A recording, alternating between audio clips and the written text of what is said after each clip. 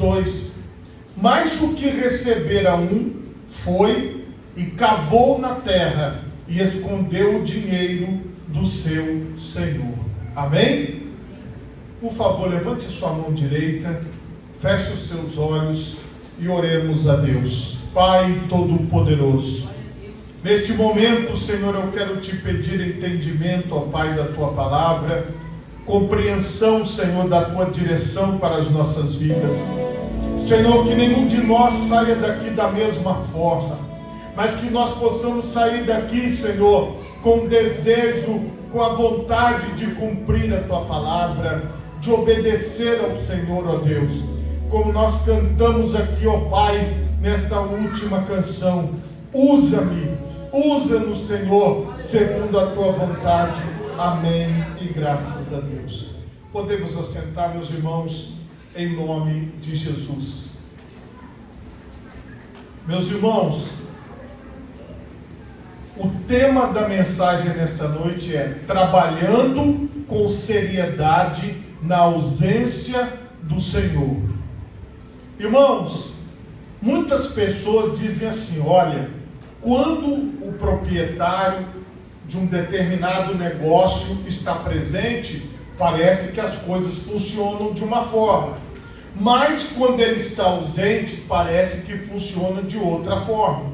Muitas pessoas, e nós conhecemos as pessoas, sabemos que a tendência de algumas pessoas é que elas relaxem, é que elas digam assim: o Senhor, o dono não está aí, então vamos ficar tranquilos, não vamos nos apavorar, vamos viver em paz, não vamos fazer nada agora. Por outro lado, existem aquelas pessoas que têm uma responsabilidade e que elas dizem assim: o Senhor está ausente, o proprietário está ausente, mas eu vou cumprir o meu trabalho, eu vou fazer a minha parte, eu vou fazer aquilo que eu devo fazer.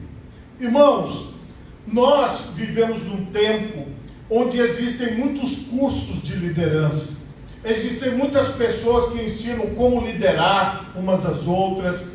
Nós recebemos cursos nos ambientes de trabalho. As pessoas, quando vão assumir um cargo de gerência ou de supervisão dentro de uma instituição, elas passam por um treinamento.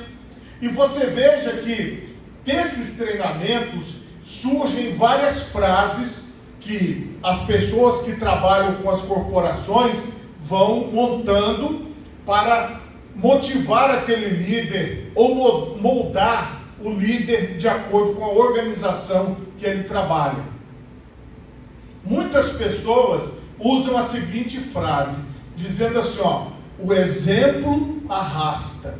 O que essas pessoas inventaram? Que se, por exemplo, o líder tiver com a mão na massa ali, virando uma massa, todo mundo vai virar aquela massa. Se o líder estiver assentando tijolos, todo mundo assentará tijolos. Enfim, assim é em algumas culturas organizacionais esta filosofia que é dos tempos atuais. Só que entenda uma coisa: muitas pessoas se prendem nisso e falam assim: olha, mas o fulano pediu para eu fazer, mas ele não faz. Mas a fulana, ela pediu para eu fazer, mas ela não faz, então eu também não vou fazer. Então, se ele não fizer, eu não vou fazer. Se ele não vai, eu também não vou. Se ela não estiver lá, eu também não vou estar. E aí muitas pessoas acham que a liderança, ela é medida por um líder que está presente, por um líder que está ali todos os dias, está ali olhando para ela todos os dias, está acompanhando ela minuto a minuto. E existem pessoas que elas se viciam nisso, que às vezes as pessoas querem saber como é que está às 7 horas da manhã, 8 horas da manhã, 9 horas da manhã, toda hora quer retorno, e tem que falar como está isso, como está aquilo, e isso você conseguiu, e aquilo. E isso vai se tornando um peso. As pessoas vão ficando asfixiadas nesse processo, e as pessoas não conseguem nem respirar, de tanto que elas ficam tentando ser exemplo, e tentando buscar as pessoas para segui-las, para faça do meu jeito, faça da minha fórmula. Aqui na palavra de Deus, nós temos algo que é totalmente contrário a esta filosofia que eu acabei de relatar e que está em muitas organizações dos dias de hoje. O Senhor, ele foi para uma outra terra e deixou os seus empregados, os seus servos, para executar o serviço sem a presença dele. Porque ficar ali com alguém o tempo todo cobrando, o tempo todo falando, talvez o serviço saia. Mas a questão aqui é quando não tem ninguém cobrando, quando não tem ninguém mandando, quando não tem ninguém incentivando, quando não tem ninguém dizendo assim, vai, faça isso, faça aquilo. A minha motivação é a mesma ou não é? Porque veja bem, as pessoas desenvolveram na pós-modernidade, nessa sociedade de hoje, uma relação visual. Elas desenvolveram uma relação de que o exemplo tem que estar do meu lado, tem que estar perto de mim. Porém, a palavra de Deus, ela está falando de uma liderança ausente, mas o que faz eu trabalhar na ausência do líder, na ausência do Senhor, na ausência do dono da casa, é o compromisso que eu tenho, é a fidelidade que eu tenho. Ou seja, se eu pertenço a uma casa, se eu pertenço a um trabalho, eu vou executar este trabalho independente de quem estiver na casa, porque o compromisso é maior do que a presença do líder. Mas isso, meus irmãos, nós desenvolvemos na presença de Deus a partir do momento que nós temos fé, porque a fé é a certeza daquilo que nós não vemos.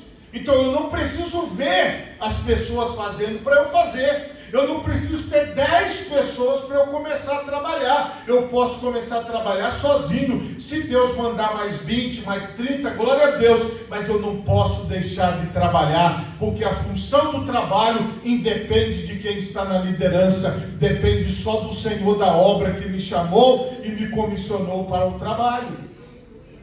Nós estamos falando das coisas de Deus. Nós estamos falando da obra de Deus, nós estamos falando das coisas espirituais. Então o seu compromisso é de um dono ausente. Você não vai vê-lo, você não vai tocá-lo, ele não vai te arrastar pelo exemplo, ele vai te arrastar pela palavra. Porque você precisa compreender o seguinte: na obra de Deus, nós temos que aprender a ouvir a palavra e cumprir a palavra. Ouvir a palavra e cumprir a palavra de Deus. Nós não precisamos de ter alguém cumprindo para que eu possa cumprir. Nós não precisamos de ter alguém fazendo para nós fazermos. Nós não precisamos de um modelo para nós. Não, nós já temos um, que é a palavra de Deus. A palavra nos guia, a palavra nos direciona, a palavra nos leva ao objetivo que é a vontade de Deus. Com o que nós estamos aqui agora? Estamos com a palavra.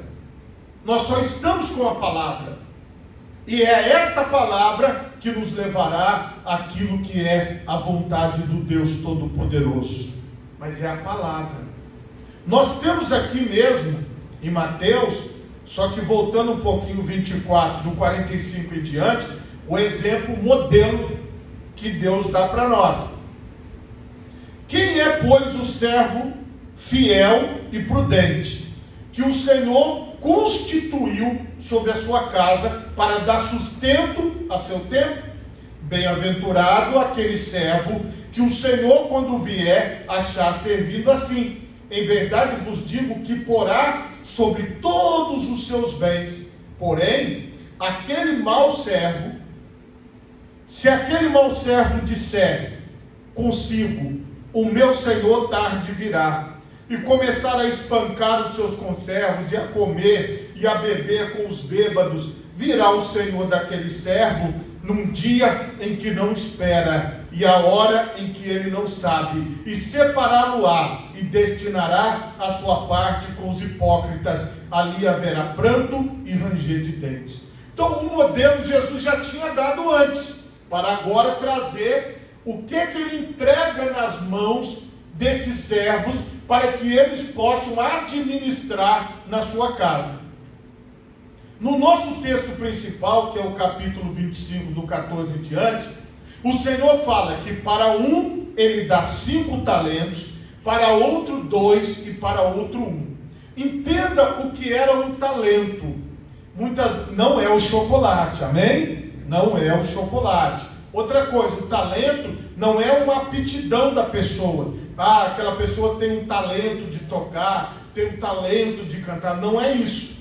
O talento aqui, do texto bíblico, do exemplo de Jesus, ele equivalia a 20 anos de um trabalhador.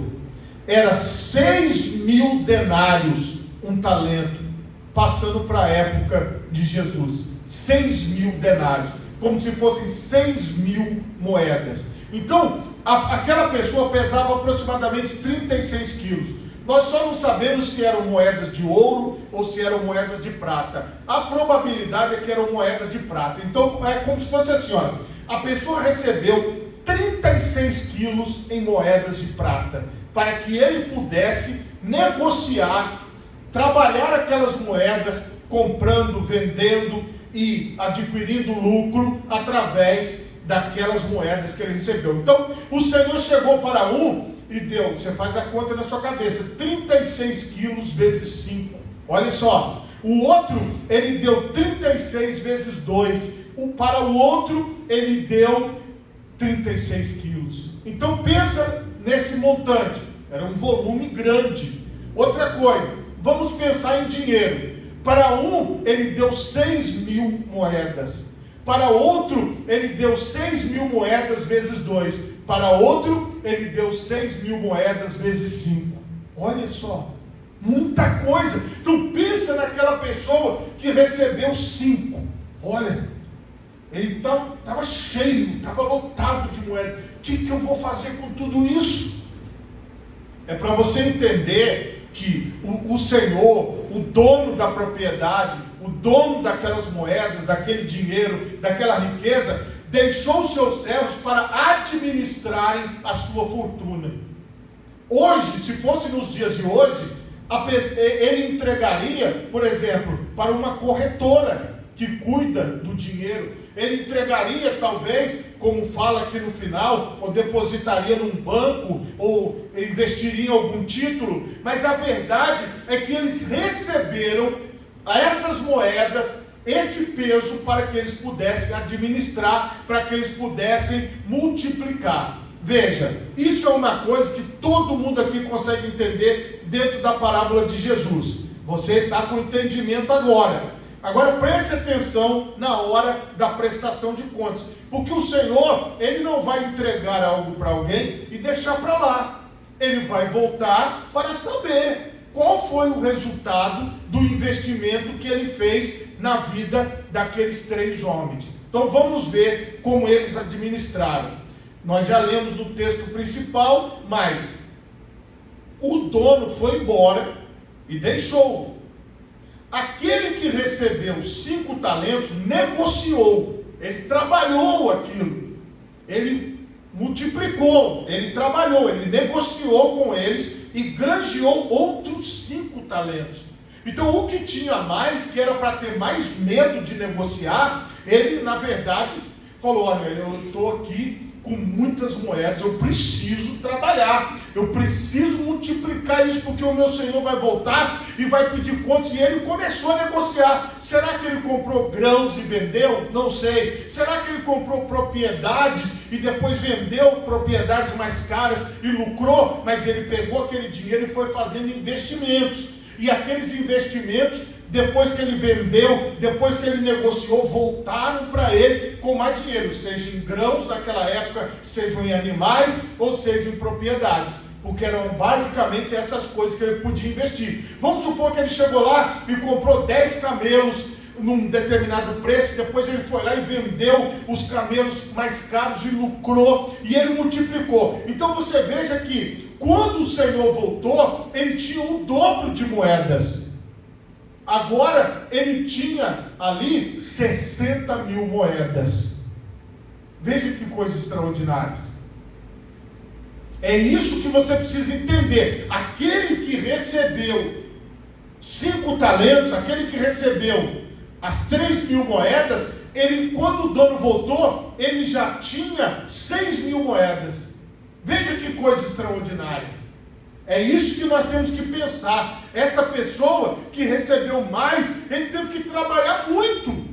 Ele teve que fazer muito, ele teve que pensar muito, ele teve que investir muito, ele teve que pensar que negócio que eu posso fazer, em que eu posso investir. Será que a ovelha dá mais retorno? Será que o camelo dá mais retorno? E os cavalos? Como é que está o investimento em cavalos? Como é que está o investimento em hortaliças? Como é que está o investimento no trigo? O que eu posso fazer para que possa se multiplicar? Essa foi a lógica desse que recebeu os 5 talentos. Aí segue a mesma lógica o que recebeu 2. Ele também dobrou, ele também conseguiu multiplicar e ganhou mais. Então, 6.000 moedas é 1 talento. Presta atenção, ele recebeu 2, 12.000. Agora ele tinha 24.000 moedas. Então entenda, coloca uma coisa na sua mente. Se você trabalha, se você multiplica, se você faz alguma coisa que agrada a Deus, o Senhor, Ele vai te dando força, e você vai trabalhando, e você vai levando a palavra, e você vai orando, e você vai evangelizando, e você vai fazendo o trabalho.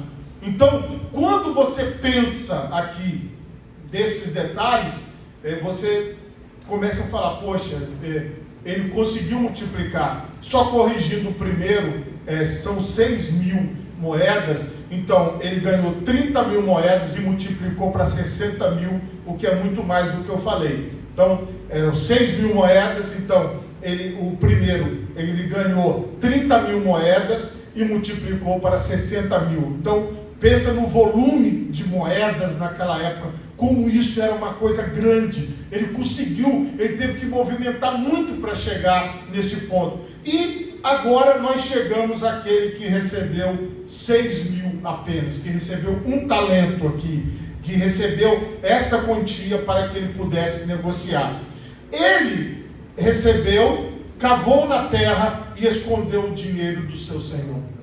Então preste atenção, ele escondeu o dinheiro, ele enterrou aquele dinheiro, ele enterrou aquelas moedas, porque ele pensou assim, olha, eu não vou saber lidar com isso, eu não sei lidar com isso, eu não vou conseguir resolver isso, eu não consigo entender como que funciona, eu não sou bom nisso, eu não vou conseguir. Mas o Senhor confiou nele, mas ele não achou que ele merecia aquela confiança. Aí ele foi lá e cavou bem fundo, enterrou aquelas 6.000 moedas, porque ele disse assim, olha, não é comigo.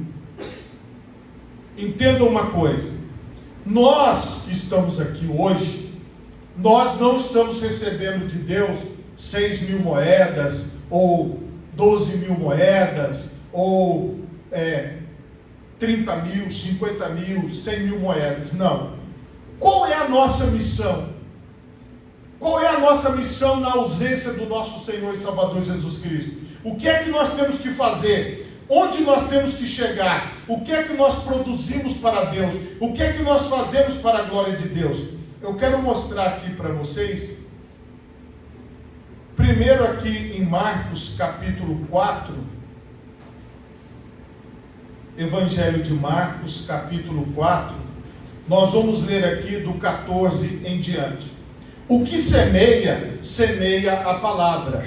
E os que estão junto ao caminho são aqueles em quem a palavra é semeada, mas tendo eles ouvido, vem logo Satanás e tira a palavra que foi semeada no seu coração. Da mesma sorte, os que recebem a semente sobre pedregais, que, ouvindo a palavra, logo com prazer a recebem, mas não têm raiz em si mesmos, antes são temporãos, depois sobrevindo a tribulação, a perseguição por causa da palavra, logo se escandalizam. E os outros são os que receberam a semente entre espinhos, os quais ouvem a palavra, mas os cuidados deste mundo e os enganos das riquezas e as ambições de outras coisas, entrando, sufocam a palavra e fica infrutífera. E os que recebem a semente em boa terra são os que ouvem a palavra e a recebem e dão fruto, um a 30, outro a 60 e outro a 100 por um. Então nós somos aquelas pessoas que recebemos a palavra de Deus e encontrou a palavra de Deus em nós um solo fértil. E nós estamos pregando para mais 30, estamos pregando para mais 60, estamos pregando para mais 100, estamos levando a palavra, independente do pastor, independente do líder, independente do ABC, porque a missão que nós recebemos é multiplicar a palavra de Deus, o verbo vivo que se fez carne e habitou entre nós. Então, como nós fazemos? Nós falamos da palavra de Deus. Nós multiplicamos a palavra. Então nós somos como aquele que recebeu os 5 talentos. Então nós vamos multiplicando. Nós vamos falando para 30, para 60, para 100. Nós vamos falando, nós não paramos de falar. E hoje com a internet nós podemos falar para milhares. Nós podemos falar até para milhões de pessoas, se for o caso, porque o alcance é muito grande. Agora, o que é que nós estamos fazendo com esta missão, com esta palavra que o Senhor nos deu? Também eu quero ir com vocês em Lucas 10, 2, e dizia-lhes: grande é em verdade a seara, mas os obreiros são poucos. Rogai, pois, ao Senhor da seara, que envie obreiros para a sua seara. Então agora, nós recebemos a palavra, nós recebemos muita palavra. Olha só, nós temos aqui 66 livros, nós temos aqui 80 horas de leitura aproximadamente, nós temos muita palavra, então nós recebemos bem mais do que os 5 talentos, nós temos aqui muita palavra para pregar, nós temos muita coisa para ensinar, nós temos muita coisa para falar. Agora entenda, aquilo que você vai falar, pode ser que você alcance as pessoas que eu nunca alcançarei, talvez as pessoas que eu alcançarei, você nunca alcançará. É por isso que a pregação, é por isso que o trabalho, é por isso que a evangelização não é uma obra só do pastor da igreja, mas é de todos os irmãos da igreja, porque essa missão é nossa. Então a oração é: Senhor, envie trabalhadores para a tua seara. Todo esse mundo aqui é de Deus. Então, assim como este Senhor entregou a administração na mão dos seus servos, o Senhor entregou para nós a missão da pregação do Evangelho de Jesus Cristo. Esta é a nossa missão, esse é o nosso tempo, e nós temos que fazer isso. Aí o Senhor voltou daqueles que eu contei a parábola aqui para vocês, e veio o Senhor e ajustou contas com eles. Então, aproximando-se o que recebera 5 talentos, trouxe-lhe outros 5 talentos, dizendo: Senhor, entregaste-me 5 talentos, eis aqui outros 5 talentos que ganhei com eles. E o seu Senhor disse: bem está, servo bom e fiel, sobre o pouco foste fiel, sobre muito te colocarei, entra no gozo do teu Senhor. Olha que palavra maravilhosa. E chegando também o que tinha recebido 2 talentos, disse: Senhor, entregaste-me 2 talentos, eis que com eles ganhei outros 2 talentos. Disse-lhe o seu Senhor: bem estás, bom e fiel servo, sobre o pouco foste fiel, e sobre muito te colocarei, entra no gozo do teu Senhor. Também recebeu a palavra que ele queria receber. Mas chegando também o que recebera 1 talento, disse: Senhor, eu conhecia-te, que és um homem duro, que ceifas onde não semeaste, e ajuntas onde não espalhaste, e aterrorizado escondi na terra o teu talento, aqui tens o que é teu. Veja, o medo da resposta do seu Senhor fez com que ele enterrasse o seu talento. É como eu disse no início: não, isso aqui não é para mim não. Não, esta obra é para outro tipo de pessoa. É para quem sabe falar, é para quem sabe cantar, é para quem tem desenvoltura, é para quem é legal, é para quem é gente boa, é para quem sabe falar com as pessoas. Eu não sei, isso não é para mim. Então veja bem, se não fosse para nós, o Senhor não nos teria chamado. É para nós sim, é para mim e é para vocês.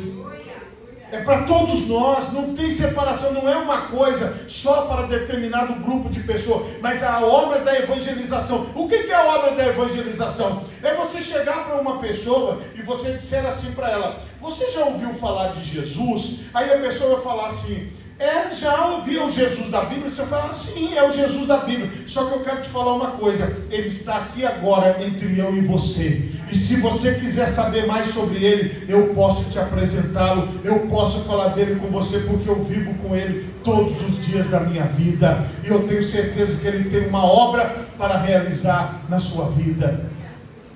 É assim que se evangeliza, é você apresentar Jesus Cristo como vivo dentre os mortos. E aí, esta obra não pode parar, esta obra ela tem que continuar, ela tem que avançar, ela não pode ter um fim. E aqui, quando você observa o texto bíblico, aquele Senhor, ele dá uma resposta.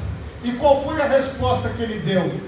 Respondendo, porém, o seu Senhor disse: mau e negligente servo, sabes que ceifo onde não semeei e ajunto onde não espalhei. Devias então ter dado o meu dinheiro aos banqueiros, e quando eu viesse, receberia o que é meu com juros. Tirai-lhe, pois, o talento, dai ao que tem os 10 talentos. Aquele que tinha 10 ficou com 11.